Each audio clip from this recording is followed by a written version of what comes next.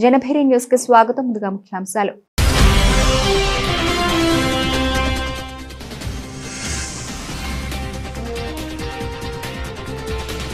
రాజ్యసభ సభ్యులుగా కొత్తగా ఎన్నికైన 8 మంది ఎంపీలు ప్రమాణ స్వీకారం.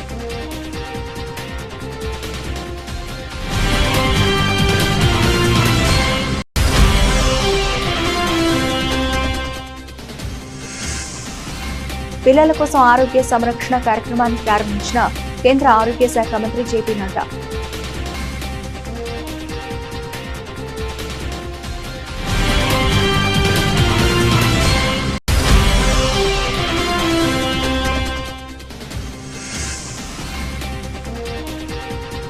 రైతు ఆశీర్వాద సభ వాయిదా, డిప్యూటీ సీఎం భట్టి.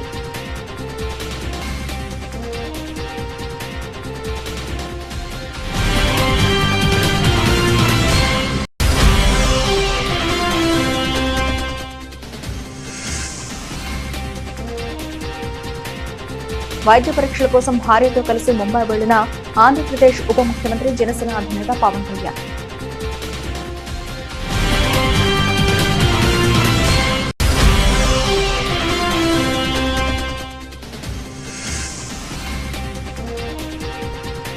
కొడంగల్లో ఓటర్ల జాబితా సవరణపై ఈసీ తక్షణమే సమాధానం చెప్పాలి, కల్వకుంట్ల కవిత డిమాండ్స్.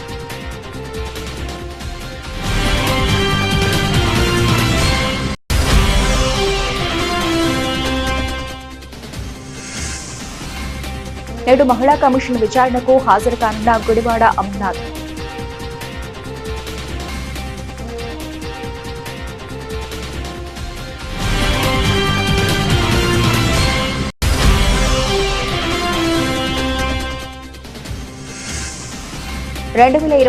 ఫిఫా ప్రపంచ కప్ నుంచి నిష్క్రమించిన జర్మనీ.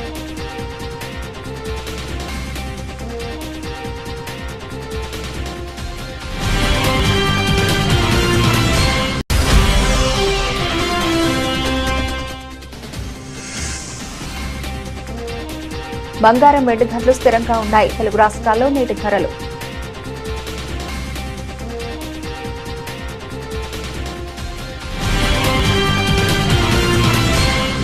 అమెరికాతో ఇటీవల ఉద్రిక్తతలు పెరగడం, హర్ముజ్ జలసంధిలో ఘర్షణలు చెలరేగడం నేపథ్యంలో ఇరాన్ బహ్రెయిన్ కు గట్టి హెచ్చరిక జారీ చేసింది.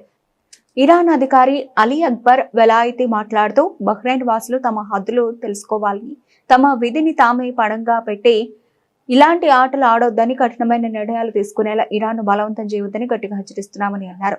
పాకిస్తాన్, ఖతార్ల మధ్యవర్తిత్వంతో ఇటీవల శాంతి చర్చలు, సంబంధాల సాధారణీకరణ ప్రయత్నాలు జరుగుతున్నప్పటికీ ఇరాన్, అమెరికాలో మధ్య ప్రాచుర్యంలో ఒకరి ఆస్తులను, స్థావరాలను మరొకరు లక్ష్యంగా చేసుకున్నాయి. శనివారం బహ్రెయిన్లోని ఒక అమెరికా స్థావరంపై ఇరాన్ దాడులు జరిపింది. దీంతో బహ్రెయిన్ ప్రభుత్వం తీవ్రంగా స్పందించింది. అంతేకాకుండా ఒక నౌకపై డ్రోన్ దాడి జరిగిన తర్వాత అమెరికా వరుసగా రెండో రోజు ఇరాన్ పై బాంబు దాడులు చేయడంతో హర్ముజ్ జలసంధి నిర్వహణలో అన్ని పక్షాలు జోక్యం చేసుకోకూడదని ఇరాన్ విదేశాంగ మంత్రి కోరారు. ఆయన ప్రస్తావించిన ఈ అంశం రాబోయే రోజుల్లో అమెరికా, ఇరాన్ల మధ్య ప్రధాన ఘర్షణ అంశాల్లో ఒకటిగా మారవచ్చు. రాజ్యసభ చైర్మన్ మరియు ఉపరాష్ట్రపతి సిపి రాధాకృష్ణన్ సోమవారం ఎగువ సభకు కొత్తగా ఎన్నికైన మరియు తిరిగి ఎన్నికైన 8 మంది పార్లమెంట్ సభ్యులతో ప్రమాణ స్వీకారం చేయించారు.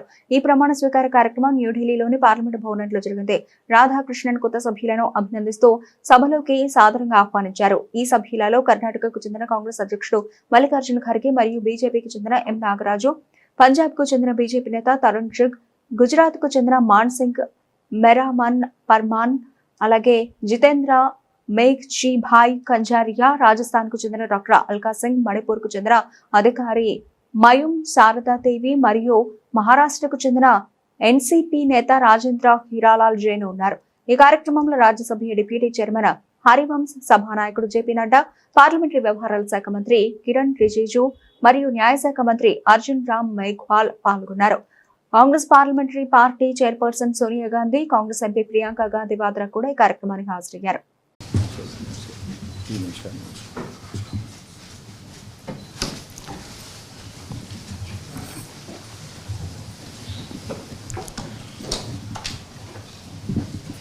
Honorable member, oath or affirmation is a constitutional requirement under Article 99 of the Constitution and is a solemn occasion. Deviation from the chosen format has potential to invalidate the oath. I urge the honourable member to conform to the chosen format, oath or affirmation. Secretary General. Karnataka Shri Mallikarjun खड़गे.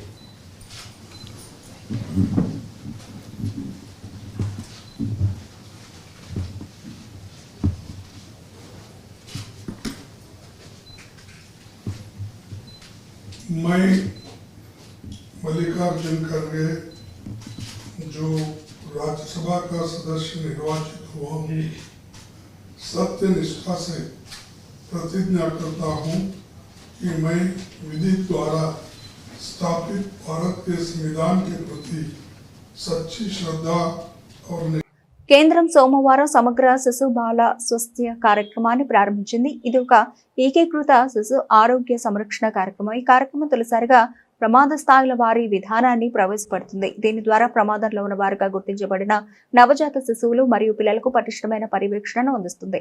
కేంద్ర ఆరోగ్య మంత్రిత్వ శాఖ ప్రకారం ఈ కార్యక్రమం కింద నవజాత శిశువులకు పుట్టిన మొదటి 42 రోజులలో 9 వరకు గృహ సందర్శనాలు లభిస్తాయి. అదే సమయంలో ప్రమాదంలో ఉన్న పిల్లలకు 36 నెలల వయసు వచ్చే వరకు 8 వరకు గృహ సందర్శనాలు లభిస్తాయి. చికిత్సలో మెరుగైన కొనసాగింపును కల్పించేందుకు ప్రాథమిక మరియు ద్వితీయ స్థాయి ఆరోగ్య సేవల మధ్య అనుసంధానాన్ని ప్రభుత్వం మెరుగుపరిచిందని మంత్రి పేర్కొన్నారు.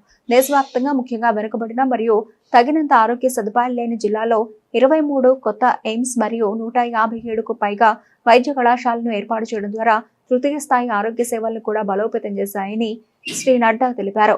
సమగ్ర శిశుబాల ఆరోగ్య కార్యక్రమం ప్రారంభం అనేది వికసిత భారత లక్ష్యానికి అనుగుణంగా ప్రతి తల్లికి బిడ్డకు అందుబాటులో ఉండే సమానమైన నాణ్యమైన ఆరోగ్య సేవలను అందించాలని ప్రభుత్వ నిబద్ధతను పునరుద్ఘాటిస్తుంది అని ఆ ప్రకటన పేర్కొంది. I'd like to share with you that when I talked about the Ayushman Bharat and I said that PMJ program incorporates 62 crore people, that means 620 million? Yes. Am I correct? 620 million. The World Health Assembly people were aghast. They thought, they see the volume of it. And that is the world's largest health coverage program that we are having, that India is having. The same way in the digital mission. రక్షణ మంత్రి రాజ్నాథ్ సింగ్ సోమవారం వ్యూహాత్మక పరిశోధన మరియు అభివృద్ధి ప్రాజెక్టుల సామర్థ్యాన్ని, జవాబుదారీతనాన్ని, సకాలంలో అమలును మెరుగుపరిచే లక్ష్యంతో రూపొందించిన DFP 2026 అనే సవరించిన చట్టాన్ని ఆవిష్కరించారు. రక్షణ మంత్రిత్వ శాఖ ప్రకారం ఈ కొత్త చట్టం రక్షణ పరిశోధన మరియు అభివృద్ధి సంస్థ నుండి వెలువడుతున్న రక్షణ వ్యవస్థలు, ప్లాట్ఫామ్లు, సాంకేతిక పరిజ్ఞానాల అభివృద్ధి, ఉత్పత్తి మరియు వాటిని సాయుధ దళాల్లోకి ప్రవేశపెట్టడాన్ని వేగవంతం చేయడానికి ఉద్దేశించబడింది. న్యూఢిల్లీలో DFP 2026ని విడుదల చేస్తూ ఈ సవరించిన ఆర్థిక అధికారంలో రక్షణ పరిశోధన సంస్థలు, పరిశ్రమలు, విద్యా సంస్థల మధ్య సహకారాన్ని బలోపేతం చేస్తాయని, అదే సమయంలో ప్రభుత్వ ఆత్మనిర్భర్ భారత్ దార్శనికతను ముందుకు తీసుకెళ్తాయని సింగ్ అన్నారు. ఈ కార్యక్రమంలో chief of defence staff Anil Chauhan, రక్షణ శాఖ కార్యదర్శి, DRDO చైర్మన్ రాజేష్ కుమార్ సింగ్, కార్యదర్శి సంజీవ్ కుమార్, కార్యదర్శి సుకృతి లిఖి, రక్షణ ఖాతాల కంట్రోలర్ జనరల్ అనుగ్రహ నారాయణ దాస్, ఇతర సీనియర్ రక్షణ శాఖ అధికారులు పాల్గొన్నారు. వర్షాల నేపథ్యంలో రైతులకు, ప్రజలకు ఇబ్బందులు కలగకూడదనే ఉద్దేశంతో రైతు ఆశీర్వాద సభను వాయిదా వేసినట్టు డిప్యూటీ సీఎం మల్లు భట్టి విక్రమార్క తెలిపారు. రైతు భరోసా పంపిణీ పూర్తయిన అనంతరం రైతు ఆశీర్వాద సభ పేరుతో ముగింపు వేడుకలు మరింత వైభవంగా నిర్వహిస్తామని చెప్పారు. ఖమ్మం జిల్లా చింతకాని మండలం మత్కేపల్లి క్రాస్ రోడ్డు వద్ద ఈ నెల 30న నిర్వహించాల్సిన రైతు ఆశీర్వాద సభ ప్రాంగణాన్ని వ్యవసాయ శాఖ మంత్రి Tummala Nageswara Rao, Wyra MLA Ramdas Naik, Khammam collector Divakara TS, CP Sunil దత్తుతో కలిసి డిప్యూటీ సీఎం భట్టి సోమవారం పరిశీలించారు. అనంతరం మంత్రి తుమ్మల మాట్లాడుతూ హైదరాబాద్లోని శిల్పకళా వేదిక నుంచి ముఖ్యమంత్రి రేవంత్ రెడ్డి రైతు భరోసా పథక నిధులను మంగళవారం విడుదల చేస్తారని వెల్లడించారు. అనంతరం రాష్ట్ర వ్యాప్తంగా రైతుల ఖాతాల్లో నిధులు జమ చేసే ప్రక్రియ ప్రారంభమవుతుందని తెలిపారు. ముగింపు కార్యక్రమంగా అంటే రైతు భరోసా రైతులకు ఇచ్చేటువంటి కార్యక్రమాన్ని ముగింపు కార్యక్రమంగా అంటే వర్షాలు వెదర్ ఫోర్కాస్ట్ ఇన్ఫర్మేషన్ తీసుకొని దానికి అనుగుణంగా ఒక డ్రై స్పెల్ కనీసం 1-2 రోజులు ఉండేటట్టుగా చూసుకొని ఈ సభని నిర్వహించాలని గౌరవ ముఖ్యమంత్రి గారు కేబినెట్ నిర్ణయం చేయటం జరిగింది. నేను చాలా సంతోషంగా రైతాంగ సోదరులందరికీ ఈ సందర్భంగా ఒక విషయం స్పష్టంగా చెప్పదలుచుకున్నాను. ఇది రైతు ఆశీర్వాద సభ అని దీనికి నామకరణం చేయడం జరిగింది. ఇక్కడ నుంచి మొదలు పెడతామనుకున్నది పూర్తి చేసిన తర్వాత ఇంకా ఆశీర్వచనం ఇంకా ఎక్కువగా గట్టిగా ఉంటుందనే ఆలోచనతో పూర్తి చేసి మీ అందరి ఆశీర్వచనం తీసుకోవటానికి భారీగా ఈ బహిరంగ సభ జరుగుతుంది. డేట్ ఎప్పుడని మీరు అడుగుతుండొచ్చు. డేటు సంబంధించి ఇప్పటికే జిల్లా అధికార యంత్రాంగం వెదర్ ఫోర్కాస్ట్ ఇన్ఫర్మేషన్ తీసుకున్నారు. వారానికి సంబంధించిన ఫోర్కాస్ట్ తీసుకున్నారు. ఈ ఫోర్కాస్ట్ ప్రకారం 3-4 తారీఖు దాకా కూడా వర్షాలు ఉన్నాయని స్పష్టంగా చెప్తా ఉన్నారు. కనీసం ఒక 2 రోజులు డ్రై స్పెల్ ఉంటే తప్ప ఆ వచ్చే రైతులకు కానీ జరిగే సభకు కానీ ఇబ్బంది లేకుండా ఉంటుంది. కాబట్టి మళ్ళీ తిరిగి వెదర్ ఫోర్కాస్ట్ తీసుకోమని చెప్పాం. మళ్ళీ ఒక వారానికి సమాచారం వస్తుంది. కాబట్టి అది 6, 7, 8 తారీఖులు అనే దాన్ని బట్టి ఇక్కడ సభ జరుగుతుంది.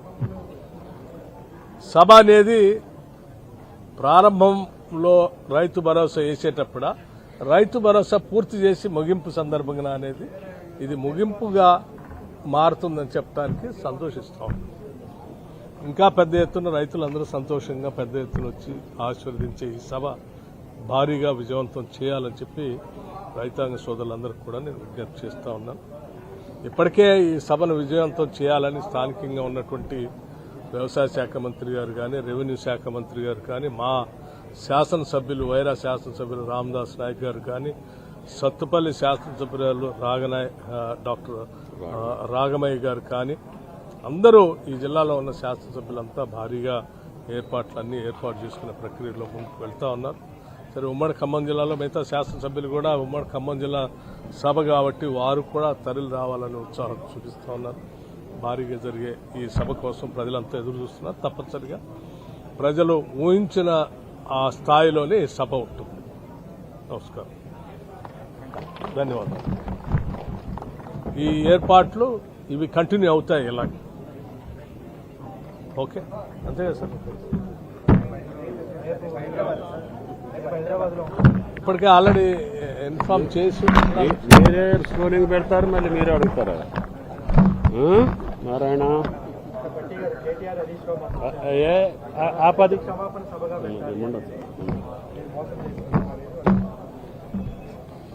ఓకే. నారాయణ గారు, గౌరవనీయులు ఆర్థిక శాఖ మంత్రులు ఉప ముఖ్యమంత్రి గారు భట్టి గారి నియోజకవర్గంలో రైతాంగ ఆశీర్వాద సభ సార్ చెప్పినట్లుగా వరుణ్ దేవుడు కూడా ఆశీర్వదించాడు. విత్తనాలు వేసుకునే దానికంటే ముందే ఇవ్వాలనేది భట్టి గారి ఆలోచన. కానీ మేము భూమి తడవకుండా, భూమి పదునుకు రాకుండా, దున్నకుండా విత్తనం పెట్టలేం. కాబట్టి ముందు వరుణ దేవుడు ఆశీర్వదించిన తర్వాత భట్టి గారు రైతులకి నిధులు విడుదల చేస్తే, నిధులు విడుదల అయిన తర్వాత కృతజ్ఞతాభావంగా ప్రభుత్వాన్ని ఆశీర్వదించడానికి రైతులు రావాలనేది ఇప్పుడు దేవుడు సృష్టించినటువంటి సృష్టి.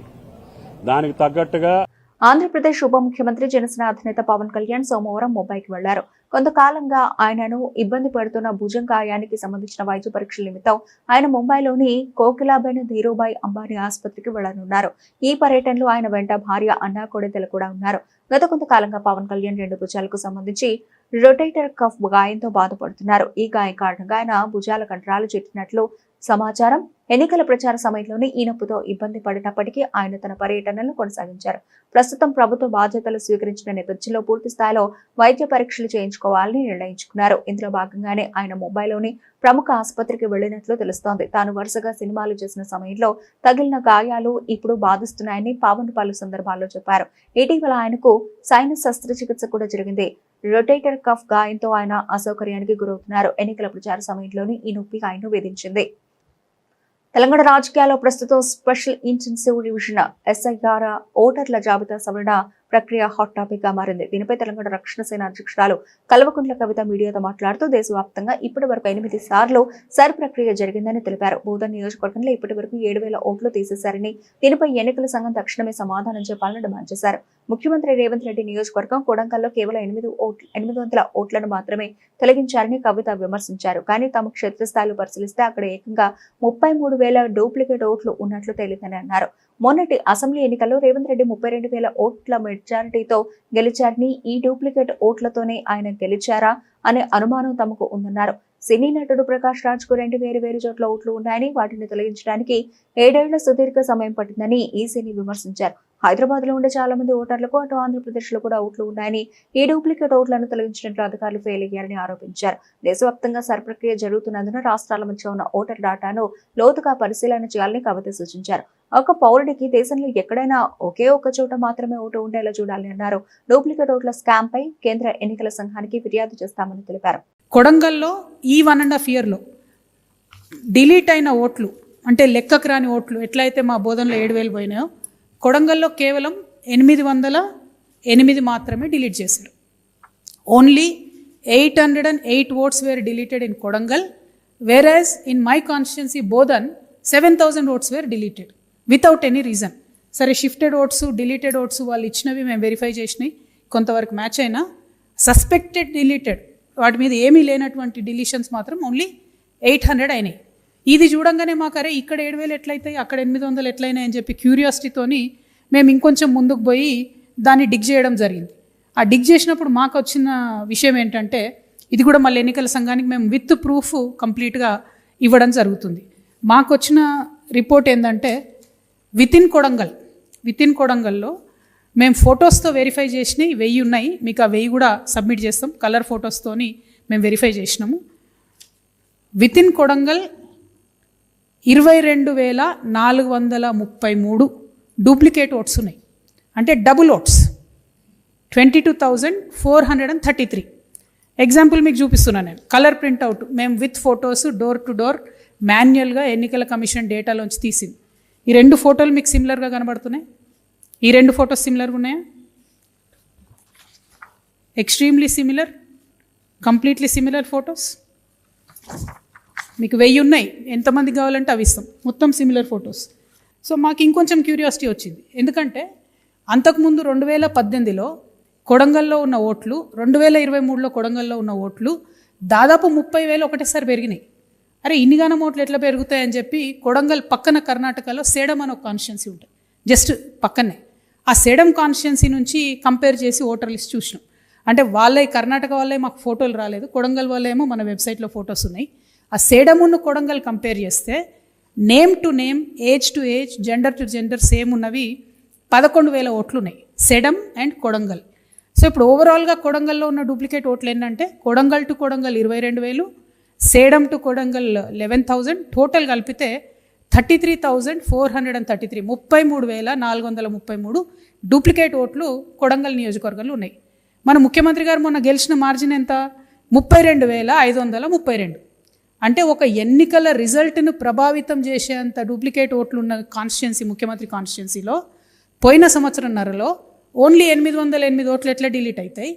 మా బోధన్ నియోజకవర్గంలో 7,000 ఓట్లు ఎందుకు డిలీట్ అవుతాయి?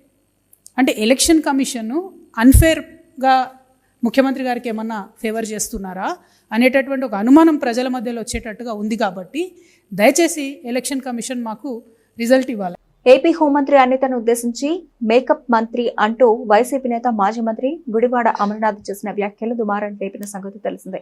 ఉన్నత స్థానంలో ఉన్న ఒక మహిళా మంత్రిపై నీచమైన కామెంట్లు చేశారంటూ ఆయనపై విమర్శలు వెల్లువెత్తాయి. మరోవైపు గుడివాడ వ్యాఖ్యలపై ఏపీ మహిళా కమిషన్ సీరియస్ అయింది. ఆయన చేసిన వ్యాఖ్యలను సుమోటోగా తీసుకున్న మహిళా కమిషన్ విచారణకు హాజరు కావాలంటూ ఆదేశించింది. అయితే విచారణకు హాజరు కావడానికి ఆయన ఇప్పటికే 2 సార్లు గడువు కోరారు. ఈ రోజు ఆయన విచారణకు హాజరు కానున్నారు. మరోవైపు హోంమంత్రి అనితపై తాను ఎలాంటి అనుచిత వ్యాఖ్యలు చేయలేదని అమర్నాథ్ వివరణ ఇచ్చారు.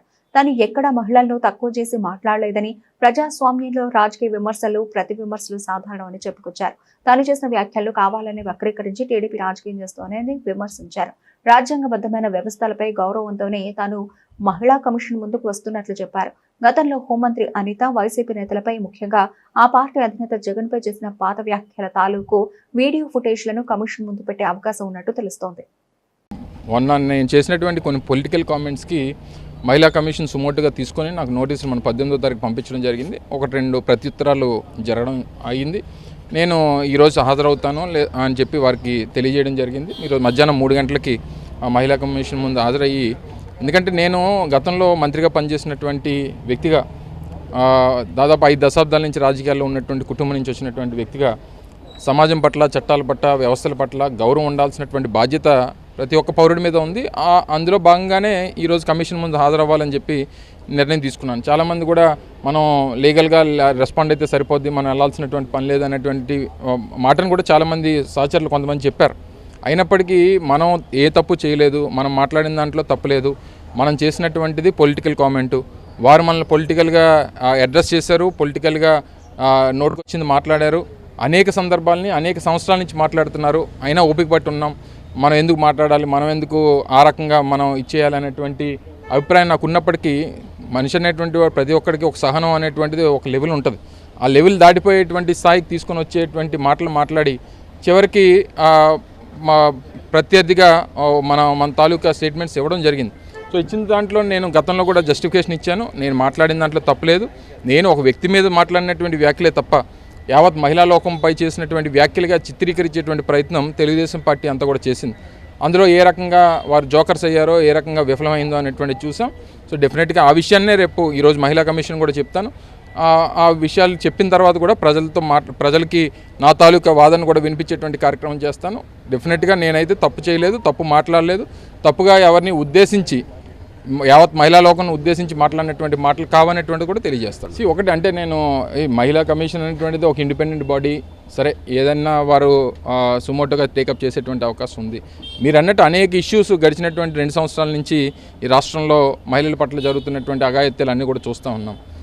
ఈరోజు సాయికృష్ణ తల్లి గురించి కానీ, లేదా జాహ్నవి పాప తప్పిపోయినటువంటి వారి తల్లి శోకం గురించి కానీ అనేక ఇష్యూస్, మీరు అన్నట్టు జనసేన సంబంధించినటువంటి ఎమ్మెల్యే ఒక మహిళకి అబార్షన్ చేయించి తిరిగి ఆ అమ్మాయిని రోడ్డు మీద కర్రతో కొట్టినచ్చినటువంటి సందర్భాలు నాకు తెలిసి స్వతంత్రం వచ్చిన తర్వాత మన రాష్ట్రంలో అటువంటి సంఘటన ఎప్పుడు చూడలేదు. అయినప్పటికీ రెస్పాండ్ అవ్వనటువంటి అనేక వ్యవస్థలు మనం ఈరోజు రాష్ట్రం చూసాం. సరే, దేనికి రెస్పాండ్ అయ్యారు, దేనికి రెస్పాండ్ అవ్వలేదు అనేటువంటి దాన్ని పక్కన పెడితే, ముందు మన గురించి మన మీద నోటీస్ ఇచ్చారు కాబట్టి మనం ఏ రకంగా సమాధానం చెప్పాలి, ఏ రకంగా మన జస్టిఫికేషన్ని మనం తప్పు చేయలేదనేటువంటి విషయాన్ని వారికి చెప్పాలి.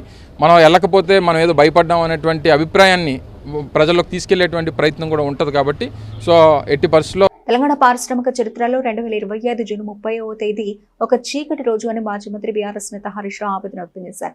సంగారెడ్డి జిల్లా పాషమైలారం సిగాచి పరిశ్రమలో కూలీ కోసం వలస వచ్చిన 54 మంది పేద కార్మికులు సజీవ దహనమైన ఘోర ఘటనకు ఏడాది పూర్తయిన సందర్భంగా ఆయన స్పందిస్తూ వ్యాఖ్యలు చేశారు. రేవంత్ రెడ్డి ప్రభుత్వ నియంత్రణ, పర్యవేక్షణ వైఫల్యం, సిగాచి యాజమాన్య నిర్లక్ష్యం కారణంగా అమాయకులు ప్రాణాలు కోల్పోయారని విమర్శించారు. ఘటన జరిగిన రోజున హైదరాబాద్ జూబ్లీహిల్స్ ప్యాలెస్ లో ఉన్న 20 కిలోమీటర్ల దూరంలో ఘటన స్థలానికి సీఎం రేవంత్ రాకపోవడం, బాధిత కుటుంబాల కన్నీరు తుడవకపోవడం హృదయ విదారకమన్నారు. విమర్శలు రావడంతో మరుసటి రోజు వచ్చారని విమర్శించారు. రేవంత్ రెడ్డి మృతదేహాల సాక్షిగా ప్రతి కుటుంబానికి ₹1 కోటి ఇస్తానని ప్రకటించిన ప్రభుత్వం తరఫున కేవలం ₹1,00,000 మాత్రమే ఇచ్చింది. కార్మికుల PF, ESI, లైఫ్ ఇన్సూరెన్స్, వైద్య ఖర్చులను కూడా పరిహారంలో చేర్చి మోసం చేశారని ఆరోపించారు. డెత్ సర్టిఫికెట్ల కోసం నెలల తరబడి ఆఫీసుల చుట్టూ తిప్పడం, ఉద్యోగాలు ఇవ్వకపోవడం, క్షతగాత్రులకు సహాయం చేయకపోవడం దుర్మార్గమన్నారు. ప్రభుత్వం వైపు నుంచి, పరిశ్రమ వైపు నుంచి చనిపోయిన కుటుంబాలకు ₹1 కోటి నష్టపరిహారం ఇవ్వాలి అని చెప్పి నేను ఆదేశాలు ఇవ్వడం జరిగింది. ఆదేశాల ప్రకారం మా మంత్రులు పరిశ్రమ యజమానులతో మాట్లాడి ప్రభుత్వం వైపు నుంచి సహకారం తీసుకొని వాళ్ళకి నష్టపరిహారం అందించడం జరుగుతుంది. విజయనగరం జిల్లా భోగాపురంలో PMC AP మోడల్ స్కూల్ ను కేంద్ర విద్యాశాఖ మంత్రి ధర్మేంద్ర ప్రధాన్, ఆంధ్రప్రదేశ్ విద్యా IT శాఖ మంత్రి నారా లోకేష్ ఈ రోజు సందర్శించారు. అనంతరం వారు భోగాపురం నుంచి విశాఖపట్నానికి బయలుదేరారు. ఈ సందర్భంగా రాష్ట్ర విద్యాశాఖలో అమలు చేస్తున్న సంస్కరణలు, ప్రభుత్వ పాఠశాలల అభివృద్ధి, విద్యార్థులకు కల్పిస్తున్న సౌకర్యాల గురించి మంత్రి నారా లోకేష్ కేంద్ర మంత్రి ధర్మేంద్ర ప్రధాన్ కు వివరించారు. రాష్ట్రంలో ప్రభుత్వ విద్యాసంస్థలను ప్రైవేటు విద్యాసంస్థలకు ధీటుగా తీర్చిదిద్దేందుకు చేపడుతున్న చర్యలను లోకేష్ వివరించారు. PMC AP మోడల్ స్కూల్లో విద్యార్థులతో మాట్లాడిన కేంద్ర మంత్రి ధర్మేంద్ర ప్రధాన్ వారి ప్రతిభను అభినందించారు. విద్యాశాఖ మంత్రులు అడిగిన ప్రశ్నలకు విద్యార్థులు ఆత్మవిశ్వాసంతో సమాధానాలు సమాధానాలు ఇవ్వడంపై ఆయన అసంతృప్తి వ్యక్తం చేశారు. పాఠశాలలో విద్యా ప్రమాణాలు, బోధనా విధానాలు, మౌలిక సదుపాయాలపై కూడా ప్రశంసలు కురిపించారు. ప్రభుత్వ విద్యా వ్యవస్థను బలోపేతం చేయడంలో ఆంధ్రప్రదేశ్ ప్రభుత్వం తీసుకుంటున్న చర్యలు అభినందనీయమని ధర్మేంద్ర ప్రసాద్ పేర్కొన్నారు. ప్రభుత్వ పాఠశాలలను ఆధునిక సౌకర్యాలతో అభివృద్ధి చేసి నాణ్యమైన విద్యను అందించాలనే లక్ష్యంతో ముందుకు సాగుతున్న రాష్ట్ర ప్రభుత్వ ప్రయత్నాలను ఆయన ప్రశంసించారు. అనంతరం మంత్రి నారా లోకేష్ మాట్లాడారు. పాఠశాలల్లో వంటగదుల నిర్వహణకు సంబంధించి రాష్ట్ర వ్యాప్తంగా ఒకే విధమైన విధానాన్ని అమలు చేయడానికి ప్రత్యేక కార్యాచరణ ప్రణాళిక రూపొందిస్తున్నామని తెలిపారు. విద్యార్థులకు నాణ్యమైన పరిశుభ్రమైన మధ్యాహ్న భోజనం అందించేందుకు అవసరమైన ప్రణాళికలను రూపొందించి అమలు చేస్తామని చెప్పారు. విద్యారంగంలో కేంద్ర రాష్ట్ర ప్రభుత్వాల సమన్వయంతో మరిన్ని సంస్కరణలు తీసుకొచ్చి విద్యార్థులకు ఉత్తమ అవకాశాలు కల్పించడమే తమ లక్ష్యమని లోకేష్ పేర్కొన్నారు.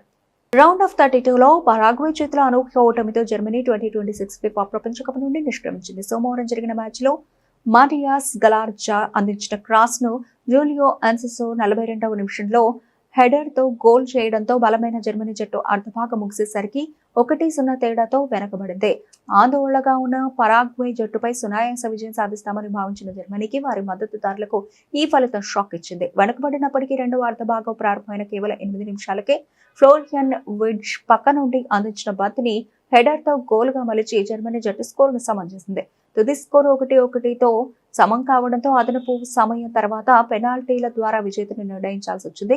ఈ సీజన్లో 22 ఏళ్ల నిరీక్షణ తర్వాత Arsenal English Premier League title గెలవడంలో సహాయపడిన హవార్డ్స్ పెనాల్టీ షూట్లలోని మొదటి కిక్ ను మిస్ అయ్యాడు. ప్రపంచ కప్ లో పెనాల్టీల ద్వారా జర్మనీకి ఇదే మొదటి ఓటమి. మరియు 2014లో చివరిసారిగా ఈ పోటీని గెలిచినప్పటి నుండి వారు చివరి 16వ దశకు చేరుకోవడంలో విఫలమయ్యారు.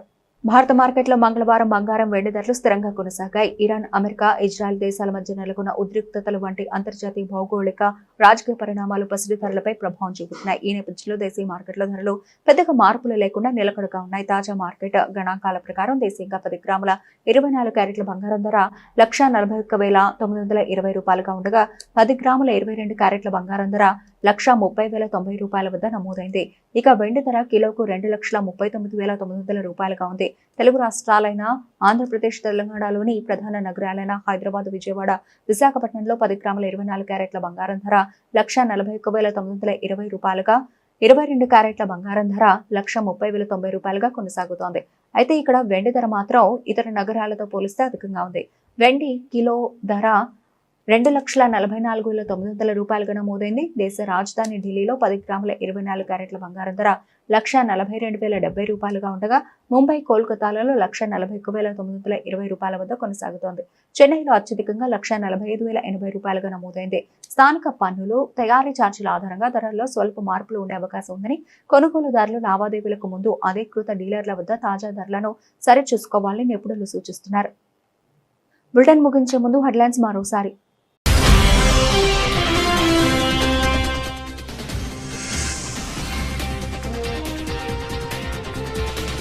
రాజ్యసభ సభ్యులుగా కొత్తగా ఎన్నికైన 8 మంది ఎంపీలు ప్రమాణ స్వీకారం.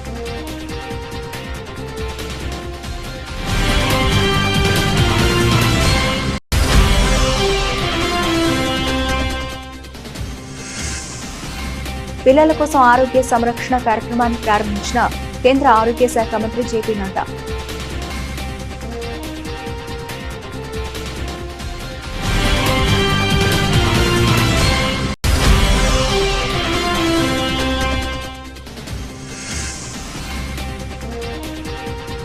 రైతు ఆశీర్వాద సభ వాయిదా, డిప్యూటీ సీఎం భట్టి.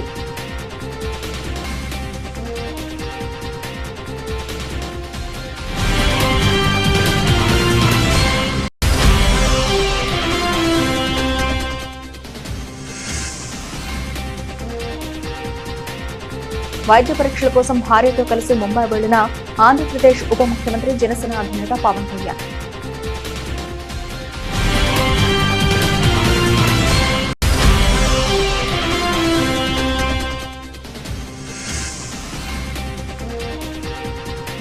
కొడంగల్లో ఓటర్ల జాబితా సవరణపై ఈసీ తక్షణమే సమాధానం చెప్పాలి, కల్వకుంట్ల కవిత డిమాండ్.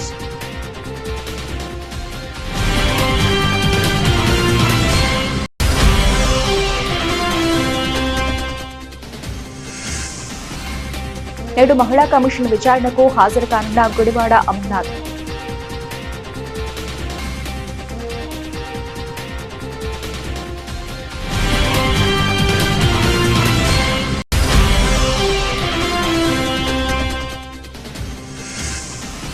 2026 ఫిఫా ప్రపంచ కప్ నుంచి నిష్క్రమించిన జర్మనీ.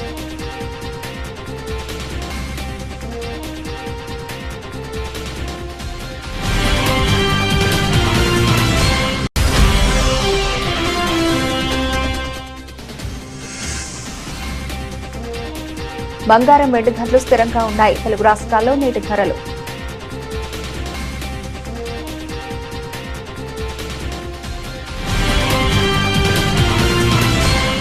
ఇవి ఇప్పటివరకు బులెటిన్ అప్డేట్స్. మరిన్ని అప్డేట్స్ తో మళ్ళీ కలుద్దాం.